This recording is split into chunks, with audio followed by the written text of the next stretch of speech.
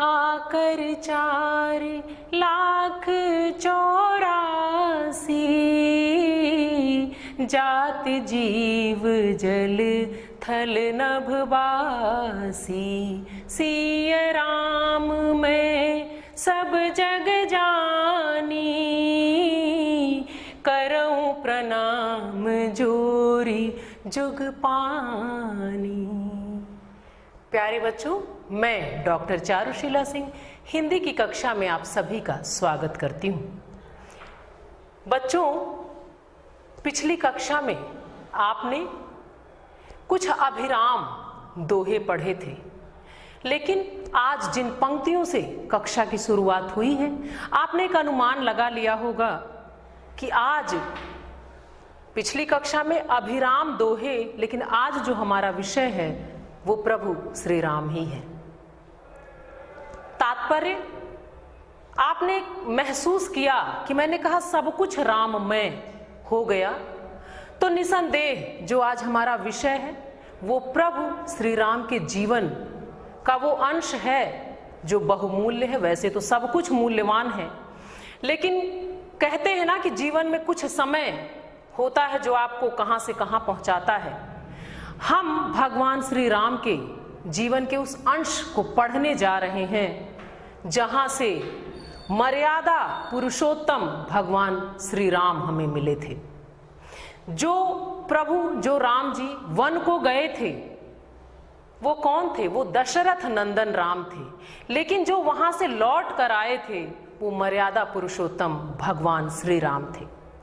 आज का जो हमारा विषय है सब कुछ राममय की बात हो गई है, तो आइए इस अभिराम, इस रमणीय राममय माहौल को जीवंत करते हैं आज हम और आप मैथिली शरण गुप्त जी की बहुचर्चित रचना जो खंड काव्य है पंचवटी और आपकी पाठ्य पुस्तक में काव्य खंड के अंतर्गत संकलित है। तो आज का जो हमारा प्रकरण है बच्चों, पंचवटी भाग 1। भाग 1 इसलिए क्योंकि पाठ बड़ा है, हम 2 दिनों में पढ़ेंगे। रचयिता मैथिली शरण गुप्त जी, मैं प्रस्तुतकर्ता डॉक्टर चारुशीला सिंह। आइए बच्चों आगे बढ़ें और सबसे पहले प्राप्त करते हैं पाठ का एक संक्षिप्त परिचय कि क्या है इसमें, क्योंकि आप जानते हैं कि ये जो सामान्य सा एक हम परिचय प्राप्त करते हैं ये पूरे पाठ में हमारे लिए बहुत ही उपयोगी सिद्ध होता है और ये सामान्य जानकारी आपको पूरे पाठ को ग्राह्य करने में एक विशिष्ट योगदान देता है। तो इसकी उपेक्षा हम नहीं कर सकते। परिचय के महत्व से हम और आप दोनों ही परिचित हैं। आइए अविलंब प्राप्त करें पाठ का एक संक्षिप्त परिचय। आपके समक्ष परिचय, ध्यान दें बच्चों, जो शीर्षक है जो पढ़ेंगे आज पंचवटी के नाम से ही आपकी पाठ्य पुस्तक में संकलित भी है और ये बहुचर्चित खंड काव्य है पंचवटी। अभी परिचय के क्रम में चर्चा और होगी और भाग 1 अर्थात आज एक भाग हम पढ़ेंगे। रचयिता मैथिली शरण गुप्त जी भी हैं। पहले भी मैंने बताया है कि रचयिता या सर्जक शब्द का प्रयोग क्यों करते हैं, क्योंकि काव्य जो है हृदय से स्वतः प्रसूत होता है, इसे रचा जाता है, लिखा नहीं जाता। आगे बढ़े। भाषा खड़ी बोली। अब जब भाषा खड़ी बोली ही है तो आप समझ रहे हैं कि जो विषय है बहुत आसानी से हम तक, आप तक, हमारे मानस तक, हमारे हृदय तल तक बहुत ही आसानी से उतर जाएगा। क्योंकि बच्चों जब भाषाई एकता होती है तो विषय कठिन होते हुए, दुरूह होते हुए भी हमें आसान लगने लगता है। लेकिन विषय कितना ही आसान सरल क्यों ना हो, अगर भाषाई एकता नहीं होती तो थोड़ी कठिनता हम और आप महसूस करते हैं। तो क्योंकि ये हमारे हर दिन के व्यवहार की भाषा है, इसलिए जो ये विषय है बहुत आसानी से हमारे और आप तक पहुंचेगा। और जब बात ही हो रही है, मानस सहज ही साकार हो उठता है जैसे ही हम भगवान राम का नाम लेते हैं, तो आप जान ही रहे हैं कि अब ये मन मानस जो है वो उसमें कुछ ना कुछ चलने लगा है। हम मानसिक रूप से भी पूरी तरह तैयार हो चुके हैं। आगे देखें शैली क्या है। देखिए बच्चों, बात हुई ना कि ये खंड काव्य है, तो जिस तरह का है बड़ा है, तो हर अंश में तरह तरह के भाव आए हैं। जहां जैसी पंक्तियां आई हैं, जो कवि को कहना है, तो कई सारे भावों के रूप हमारे समक्ष आएंगे। जो शैली है देखिए उसमें क्या क्या गीतात्मकता तो है ही है, चित्रात्मक, वर्णनात्मक, भावात्मक, और जो ये रूप हैं शैली के, ये विविध दिख रहे हैं, ये आप अभी पंक्तियों में महसूस भी करेंगे पंचवटी को पढ़ते हुए। और आगे देखिए जो छंद है वो मात्रिक छंद है, आपने पढ़ा भी है छंद के प्रकार में कि मात्रिक और वर्णिक दो होते हैं, तो यहाँ जो हम पढ़ रहे हैं वो छंद जो है वो मात्रिक है। गुण देखें, माधुर्य, प्रसाद और ओज, सभी गुण है, लगभग सभी रस भी इसी तरह पाए जाएंगे, रस, श्रृंगार, अद्भुत एवं शांत। तो जैसी जैसी पंक्तियां आएंगी उसी तरह ये विविध रूप हमारे समक्ष आएंगे और पंक्तियों से होते हुए हमारे और आपके मन मानस में उतरेंगे। आइए देखते हैं जो ये अद्भुत सृजन है, इसके जो सृजन करता है उनका व्यक्तित्व कैसा है, उनका जीवन कैसा है, उनकी अन्य रचनाएं क्या हैं, उनका योगदान क्या है। और चलते हैं ये जानने के लिए कवि परिचय की ओर, और एक संक्षिप्त परिचय कवि का हम और आप प्राप्त करते हैं। ध्यान दें बच्चों, कवि परिचय, इससे भी हम परिचित हो लें। और जिस कवि के बारे में आप अभी परिचित जिससे होने जा रहे हैं, जिसको आज आप पढ़ रहे हैं, मैथिली शरण गुप्त जी को, आप ये जान लें कि आप इसे लगातार बढ़ती कक्षाओं में भी पढ़ते रहेंगे। कुछ न कुछ पाठ आपके रहेंगे, आप इंटर में भी पढ़ेंगे, आप हाई स्कूल में भी पढ़ेंगे। तो ध्यान से परिचय को अपने मानस में ऐसे बैठा लें कि कभी ये विस्मृत ना हो सके, और वस्तुतः देखा जाए तो आपका व्यक्तित्व और आपका कृतित्व दोनों ही अविस्मरणीय है। कैसे, आइए एक संक्षिप्त जानकारी लें। नाम मैथिली शरण गुप्त, पिता का नाम श्री रामचरण गुप्त। आगे देखें, जन्म जो है वो सन 1886 ईस्वी में हुआ। किस जगह हुआ है, ध्यान दीजिए, जन्म स्थान गुप्त जी का जो जन्म है वो चिरगांव झांसी में हुआ, जो उत्तर प्रदेश में ही स्थित है। लेखन विधा जो आपकी है वो है काव्य, जो हम आप पढ़ रहे हैं। भाषा देखें बच्चों कैसी है, बहुत ध्यान दीजिएगा, शुद्ध साहित्यिक तथा परिमार्जित खड़ी बोली। खड़ी बोली है लेकिन परिमार्जित अर्थात ये दोषों से मुक्त है। तो आप ध्यान दें कि भाषा के स्वरूप पर भी ध्यान दें। शैली देखें कि किन किन शैलियों में आपने काम किया है, लिखा है प्रबंधात्मक, अलंकृत, उपदेशात्मक, विवरणात्मक और मिश्र। इतने रूपों में आपकी रचनाओं को, आपके सृजन को हम पाते हैं। आइए प्रमुख रचनाओं के बारे में, कृतियों के बारे में जानें। ये वो पड़ाव है बच्चों, ध्यान दें, ये जो देख रहे हैं आप आपके समक्ष है, ये तो एक संक्षिप्त परिचय है, लेकिन वस्तुतः किसी कवि, किसी लेखक के जीवन का जो सबसे महत्वपूर्ण योगदान होता है, जिसके लिए वो युगों हमारे आपके मानस में और आम जनजीवन के मानस में पैठ बनाते हैं, वो क्षेत्र यही है, सृजन का, रचना का। तो यहाँ ध्यान दें जो महत्वपूर्ण रचनाएं हैं वो कौन कौन सी हैं। भारत भारती, साकेत, यशोधरा, द्वापर, जय भारत, विष्णुप्रिया, पंचवटी आदि। ये वो महत्वपूर्ण रचनाएं जिनके लिए आप लगभग हर समय में प्रासंगिक रहे हैं और रहेंगे। हम आपके इस योगदान के लिए कभी भी आपको विस्मृत कर ही नहीं सकते, क्योंकि जब भी बात होगी राष्ट्र की, जब भी बात होगी भारत माता की, जब भी बात होगी अस्मिता की और अपने यहाँ के वैभव की, आप सहज ही साकार हो जाएंगे। क्योंकि जो आपका चरित्र रहा, जो आपका कृतित्व रहा, वो ऐसा ही था। आपने अपनी माँ के यशोगान में अपनी लेखनी खूब चलाई है। आप राष्ट्र, और आगे बढ़ते हैं बच्चों, अभी चर्चा को थोड़ा सा विस्तार में दूंगी। देखिए जन्म आपने अभी देखा 1886 ईस्वी, मृत्यु देखे सन 1964 ईस्वी। साहित्य में स्थान, आप थोड़ा सा ध्यान दीजिएगा कि यहाँ बहुत विस्तृत रूप में न लिखकर सिर्फ इतना ही लिखा है मैंने, राष्ट्र कवि के रूप में, क्योंकि वस्तुतः आपको तो ये एक छोटा सा वाक्य दिख रहा है और राष्ट्र कवि कहना एक शब्द दिख रहा है, लेकिन सच कहें तो ये पूरे जीवन की वो थाती है, वो पूंजी है, वो निधि है, जिसे हम और आप संजोकर अभी वर्षों जाने कब तक लेकर चलते रहेंगे, कभी विस्मृत नहीं कर पाएंगे, क्योंकि ये उपाधि यूं ही नहीं मिलती। आपकी प्रज्ञा, आपकी मेधा, आपके कर्म ही रहे जो आपको इस रूप में स्थापित कर दिया गया, क्योंकि ये उपाधि बहुत बड़ी होती है, यूं ही नहीं मिलती। और एक प्रसंग जो आपके लिए है, कहा जाता है, देखें बच्चों, अभी पिता का नाम हुआ था कि रामचरण गुप्त जी, तो आप जान लें ये भी कवि थे। कुछ चीजें हम अर्जित करते हैं लेकिन कुछ वंशानुगत हमें और आपको प्राप्त होती हैं, ये हम सभी जानते हैं। तो अगर कहें तो जो ये दक्षता थी, ये जो काव्यात्मकता थी, ये जो अभिरुचि थी लेखन की, सृजन की, वो गुप्त जी को अपने पिता से ही कह सकते हैं विरासत में मिली हुई थी, क्योंकि आपके पिता भी कवि थे।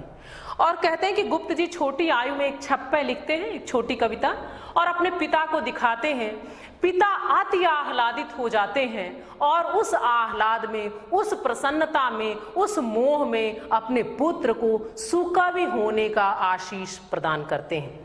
पुत्र ने भी उस आशीष को जी लिया, जीवंत कर दिया, और इतना लिखा, ऐसा लिखा, इस रूप में लिखा कि वो राष्ट्र कवि के रूप में हम और सब के बीच, हमारे मानस में, मन में, हमारी किताबों में और हर जगह स्थापित हो गए राष्ट्र कवि के रूप में।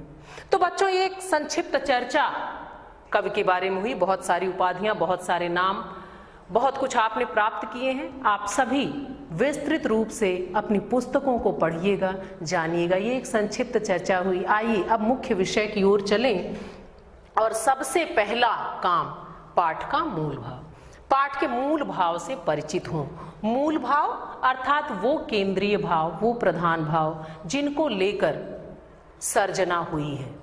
जैसा कि आपने अभी सुना कि ये पाठ बड़ा है, आप 2 दिनों में पढ़ेंगे, तो जो जो अंश हमारे और आपके समक्ष जो चरण आएंगे, लंबा है, 9 है, तो आज हम ये जो 3 पढ़ने वाले हैं उसके केंद्र में कौन से भाव प्रधान हैं, उसकी एक संक्षिप्त चर्चा यहाँ आपके समक्ष है। आगे इन्हीं पंक्तियों को हम विस्तार देंगे। तो जान लें, आज वही मूल भाव आपके समक्ष है जो हम और आप आज पढ़ेंगे। देखें पाठ का मूल भाव। तो जो पहला खंड आपके समक्ष आएगा, देखें उसमें क्या है। उसमें कवि ने पंचवटी के प्राकृतिक सौंदर्य का सजीव चित्रण किया। ये सजीवता क्या होती है, ये अभी आपके समक्ष आने वाला है। जो दूसरा है, उसमें प्रहरी के रूप में लक्ष्मण का सुंदर चित्रण किया गया है। यही आज हमें विस्तार देना है, इसे ही पढ़ना है।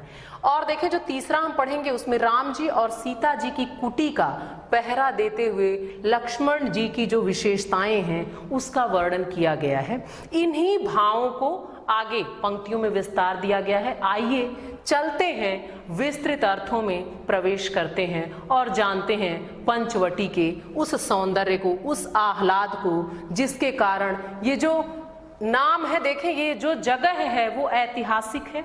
क्यों है? क्योंकि भगवान श्री राम माता सीता के साथ और अपने छोटे भाई लक्ष्मण के साथ वनवास के दिनों में इस जगह पर रहे थे। तो ये ऐतिहासिक महत्व है, इससे आप परिचित हैं, क्योंकि ये जन जन तक और हर मन तक अपनी जगह बना चुका है। ये किसी पहचान का मोहताज नहीं। पंचवटी कहते ही सहज रूप से साकार हो जाता है हमारे मानस में। चाहे रामचरितमानस की बात करें, रामचंद्रिका की बात करें, साकेत की बात करें, बहुत सारी रचनाएं लिखी गई हैं। आज हम गुप्त जी की पंचवटी खंड काव्य से ये कुछ अंश पढ़ रहे हैं। आइए तो देखते हैं कि क्या है इसमें। सबसे पहला काम हम और आप क्या करेंगे? सबसे पहला जो हमारा काम है बच्चों, वो है पाठ का। पाठ के महत्व से हम सभी परिचित हैं कि एक सामान्य होता है, एक छंद विधान के आधार पर होता है। काव्य वही सार्थक है, वही अर्थवान है, वही प्रभावपूर्ण है, वही कर्णप्रिय है, वही मानस तक, मन तक उतर पाता है जो वास्तविक रूप में पढ़ा जाता है, यानी जिसका पाठ सही ढंग से किया जाए, वही मन और मानस को मथता है। तो सबसे पहले इन पंक्तियों का पाठ करते हैं, उसके बाद निहित अर्थों की ओर चलेंगे। चलिए पढ़ते हैं बच्चों, सीधे सीधे आज पढ़ूंगी छंद विधान पे ही। चारु चंद की चंचल किरणें खेल रही हैं जल थल में, स्वच्छ चांदनी बिछी हुई है अवनी और अंबर तल में।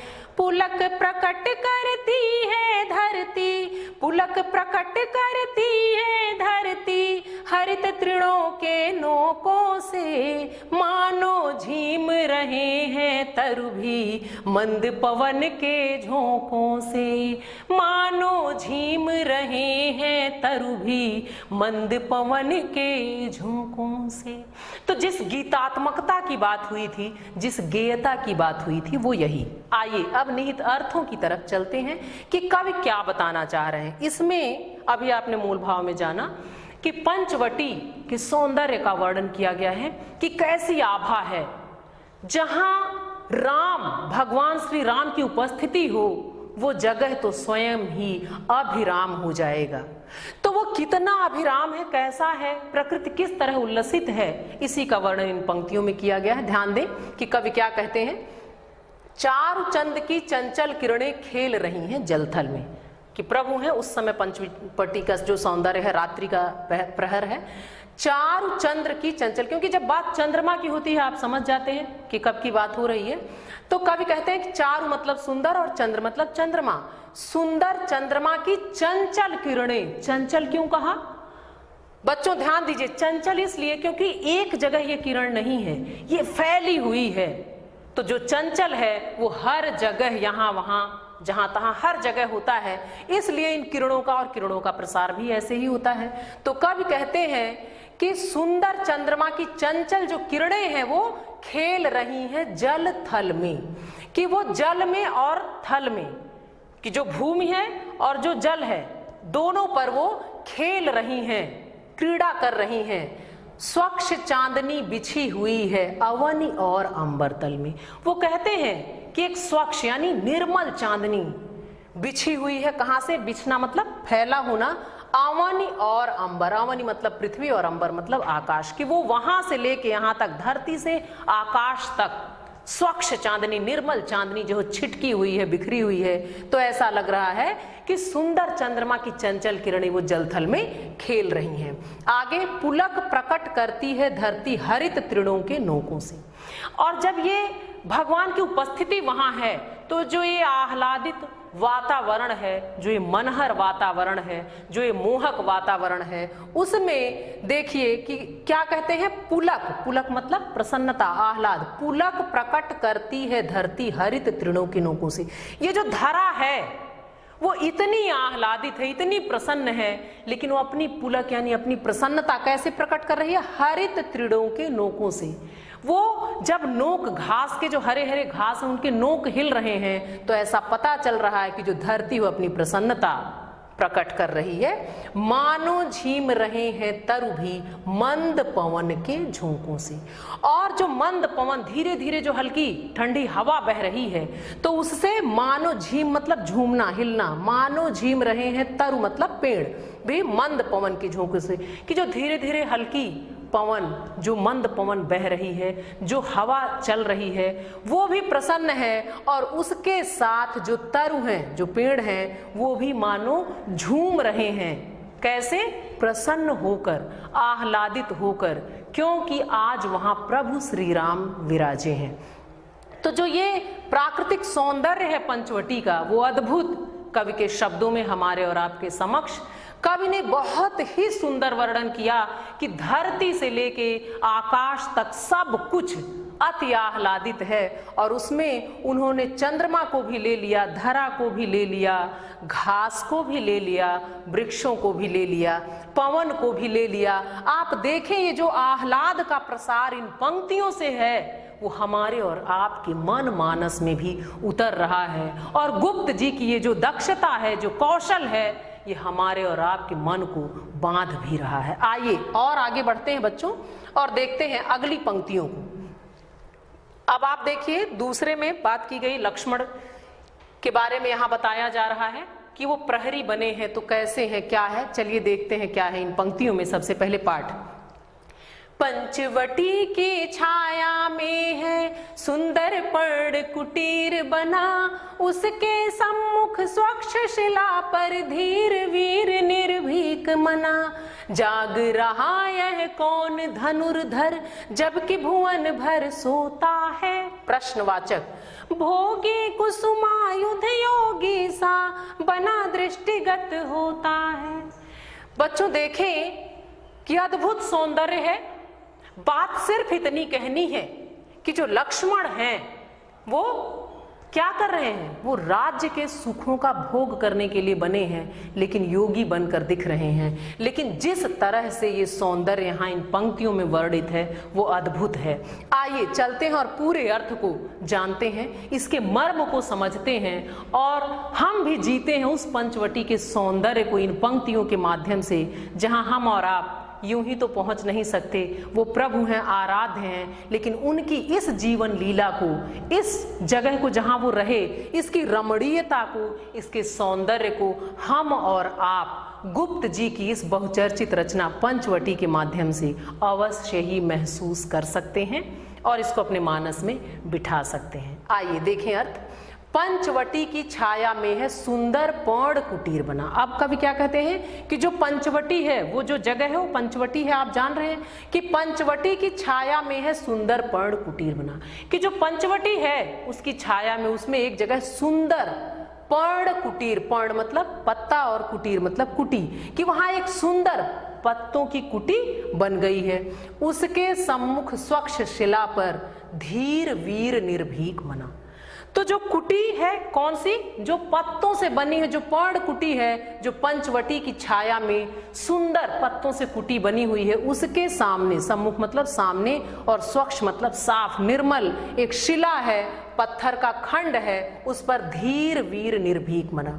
उस पर एक धैर्यवान जो वीर है, जो देखने से निर्भीक भी लग रहा है, ऐसा कोई बैठा है। अब देखिए कवि की कल्पना, और वो कैसे इस बात को बता रहे हैं। जाग रहा यह कौन धनुर्धर जब कि भुवन भर सोता है। प्रश्नवाचक लगा है। वो कहते हैं कि आखिर ये कौन है जो इस कुटिया के समक्ष बैठा है, उसके सम्मुख बैठा हुआ है जब सारी सृष्टि सो रही है। जाग रहा यह कौन, धनुर्धर क्यों कहा, क्योंकि उनके साथ उनके कंधे पर धनुष है, धनुष बाण से वो युक्त हैं। तो जाग रहा कि यह कौन सा धनुर्धर है जो जबकि भुवन भर सोता है, कि ये धनुर्धर जाग रहा है जबकि भुवन मतलब सारा संसार जो है वो सो रहा है। क्योंकि कौन सा प्रहर है, ये रात्रि है, और आप सभी जानते हैं कि मतलब शयन के लिए बना, हम सभी सो जाते हैं। तो अगर कोई जाग रहा है तो क्यों जाग रहा है, एक प्रश्नवाचक है। अब देखिए क्या कहते हैं, भोगी कुसुमायुध योगी सा बना दृष्टिगत होता है। कवि कहते हैं कि भोगी कुसुमायुध, ये कुसुमायुध जो लिखा हुआ है बच्चों, ये कामदेव के लिए है। कामदेव अर्थात जो सौंदर्य के देवता हैं, जो प्रेम के देवता हैं, और पुष्प ही जिनके हथियार हैं, जिससे वो काम करते हैं, वो प्रेम और सौंदर्य के देवता हैं। तो कवि कह रहे हैं कि लक्ष्मण का जो सौंदर्य है, जो वो दिख रहे हैं, जो जैसा ये महसूस कर रहे हैं, कहते हैं भोगी कुसुमायुध योगी सा, कि जो कामदेव की तरह सुंदर है, अभिराम है, और जो राज्य के सुखों का भोग करने वाला दिख रहा है, जिसको भोगना चाहिए, जिसकी कोमलता, जिसकी वीरता, जिसकी निर्भीकता, जिसका धैर्य बता रहा है कि उसको भोगी होना चाहिए, वो योगी सा, योगी के जैसा दृष्टिगत हो रहा है, बना दृष्टिगत हो रहा है, योगी के जैसा बना हुआ दिखाई दे रहा है। तो जब सारा भुवन सो रहा है तो ये धनुर्धर कौन है, ये प्रश्न कवि कर रहे हैं। आगे और आगे चले। अब देखिए यहां भी अभी लक्ष्मण की ही चर्चा है। अगली पंक्तियों में सबसे पहले इसके पाठ की बारी, उसके बाद हम निहित अर्थों में चलेंगे। किस व्रत में है व्रती वीर यह निद्रा का यों त्याग किए, राज भोग्य के योग्य विपिन में बैठा आज विराग लिए। बना हुआ है प्रहरी जिसका उस कुटीर में क्या धन है, जिसकी रक्षा में रत इसका तन है मन है जीवन है।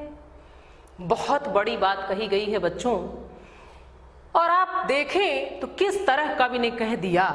आइए इन पंक्तियों में डूबते हैं, इनमें उतर जाते हैं, क्योंकि जो गहरे उतरता है वही मोती प्राप्त करता है। तो जो ये गंभीर अर्थ हैं वो हमारे और आपके अंदर घुलने के लिए तैयार है, लेकिन उसके लिए हमें और आपको मन से इसमें उतरना पड़ेगा, इससे जुड़ना पड़ेगा। आपने इस चर्चा को मन से सुन लिया तो कभी विस्मृत भी नहीं कर पाएंगे। ध्यान दें, अब कवि क्या कह रहे हैं, किस व्रत में है व्रती वीर यह निद्रा का यों त्याग की। अभी आपने कि प्रश्नवाचक था कि ये कौन धनुर्धर है, अब कहते हैं कि कौन सा ऐसा व्रत ले लिया है, कौन सी ऐसी प्रतिज्ञा है व्रती वीर, और इस वीर ने ऐसी कौन सी प्रतिज्ञा ले ली है, क्या व्रत है जिसके कारण निद्रा का यो त्याग की, जिसके कारण इसने अपनी नींद का त्याग कर दिया है। राजभोग्य के योग्य विपिन में बैठा आज विरागली। और जो राज के सुखों का भोग करने योग्य है वो कहाँ आ गया है, विपिन में, कहाँ जंगल में आ गया है, क्यों बैठा आज विरागली। इसने कौन सा व्रत ले लिया जिसके कारण आज वैराग्य भाव कि सुखों का भोग, जिसको राज के सुख का भोग करना चाहिए, वो विपिन में अर्थात जंगल में आ गया है। बैठा आज विरागली, वो आज वैराग्य लेकर इस जंगल में क्या कर रहा है। बना हुआ है प्रहरी जिसका उस कुटीर में क्या धन है। फिर वो कहते हैं कि बना हुआ है प्रहरी जिसका, क्योंकि अभी आपने शुरुआत हुई कि एक कुटिया है और उसके समक्ष, उसके सम्मुख एक शिला पर बैठे हुए हैं लक्ष्मण। तो अब कह रहे हैं बना हुआ है प्रहरी जिसका, प्रहरी मतलब रखवाला जो होता है उसके लिए प्रहरी, कि ये आखिर किसका पहरा दे रहे हैं, उस कुटी में ऐसा क्या धन है। बना हुआ है प्रहरी जिसका उस कुटीर में क्या धन है, कि उस कुटी में ऐसा कौन सा धन है कि ये वीर जो है प्रहरी बना है, जिसकी रक्षा में रत इसका तन है, मन है, जीवन है। और वो धन कैसा है कि जिसकी रक्षा के लिए, जिसकी रखवाली के लिए तन भी अर्पित है, मन भी अर्पित है, जीवन भी अर्पित है। क्योंकि बच्चों आप जान रहे हैं कि जब वो जंगल है, जब वो विपिन है और वो कुटिया है समक्ष, तो सब कुछ अर्पित करना पड़ेगा। वहां मन है तभी तन बैठा हुआ है। और जीवन इसलिए कहा क्योंकि जब जंगल है तो वहां जीवन का संकट भी है। आप इसमें देखें, इसमें बहुत ही गहरे अर्थ समाये हुए हैं। तन है, मन है, जीवन है, ये तीनों जुड़े हैं। कि कवि कहते हैं ऐसा कौन सा धन है जिसके कारण इस वीर ने एक व्रत ले लिया है और अपना तन, मन और जीवन सब अर्पित कर दिया है इसकी रक्षा के हेतु। आइए अब जो हमने अभी तीसरा पढ़ा उसके पंक्तियों के काव्य सौंदर्य की ओर चले। ध्यान दें, यहाँ एक निर्भीक और कर्तव्यनिष्ठ प्रहरी के रूप में लक्ष्मण का सजीव चित्रण है। भाषा आप परिचित हैं, सरल खड़ी बोली, शैली वर्णनात्मक, अलंकार अनुप्रास, गुण ओज और रस जो था इन पंक्तियों में अद्भुत था। आइए कुछ कठिन शब्द आए थे, वैसे तो मैं कहती हूँ हर पाठ के बाद कि आप अवश्य पढ़ लिया करें, फिर भी आपके समक्ष चारु अर्थात सुंदर, अवनी मतलब पृथ्वी, पुलक मतलब प्रसन्नता, पर्णकुटी पत्तों की कुटिया, कुसुमायुध कामदेव के लिए प्रयुक्त, भुवन मतलब संसार। आइए और आगे चलते हैं गृह कार्य की ओर। अभी आपको पता ही है कि हमें 2 भागों में इस पाठ को पढ़ना है, तो आज आपके लिए कुछ गृह कार्य आप देखें क्या क्या आपको करना है। कठिन शब्दों के अर्थ पुस्तक से आप पढ़ लें जिससे और भी आसानी से विषय आप तक पहुंच सके। चारु चंद की चंचल किरणें खेल रही हैं जलथल में, उपर्युक्त पंक्ति में अलंकार स्पष्ट करना है। आपने अलंकार को पढ़ते हुए भी पढ़ा था और मैंने यही उदाहरण दिया था। आप पहचाने, प्रयास करें, नहीं समझ में आएगा तो पुनः आपको बताया जाएगा। और देखें शेष अंशों का सस्वर पाठ घर पर करें। सस्वर क्यों कहा गया? क्योंकि बात गेयता की हुई थी और काव्य के पाठ का एक तरीका है, उस तरीके पर आप काव्य का पाठ करेंगे तो ये पंक्तियां आपके मन मानस में बैठ जाएंगी। संप्राप्ति, हमने और आपने आज क्या पाया? आज हम परिचित हुए हैं मैथिली शरण गुप्त जी के परिचय से, क्योंकि हमने बहुत कुछ सुना है, बहुत कुछ जाना है, लेकिन आज पंचवटी की इन पंक्तियों के माध्यम से हमने महसूस किया है कि वास्तविकता में जो कहा जाता है वो कितना सत्य है। और पंचवटी खंड काव्य अगर इतनी प्रसिद्धि को प्राप्त है, इतना गाया सुना समझा पढ़ा जाता है, तो क्यों उसके कुछ अंशों को हमने पढ़ा। शेष के साथ पुनः मुलाकात होगी। आज के लिए बस इतना ही। धन्यवाद।